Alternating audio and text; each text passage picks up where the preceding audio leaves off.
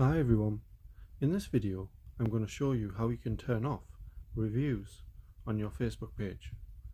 So if you find this video helpful, please give it a like and make sure you subscribe for more useful tutorials. So what you'll need to do is open up Facebook, then click on your profile icon on the top right. Once you're on here, just go to Pages and select the page that you want.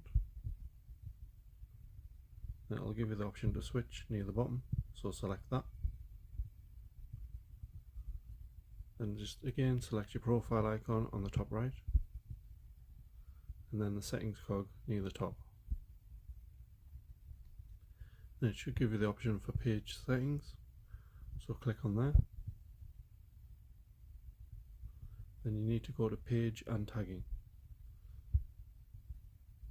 Once you're on here, underneath viewing and sharing, you should see allow others to view and leave reviews on your page. So just click on there, and this will just let you know reviews are public, influence your rating, and cannot be deleted. You can hide your rating and existing reviews from your page and keep people from leaving new reviews at any time. So all you need to do is toggle that off,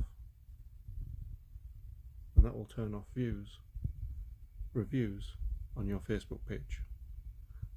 Thanks for watching.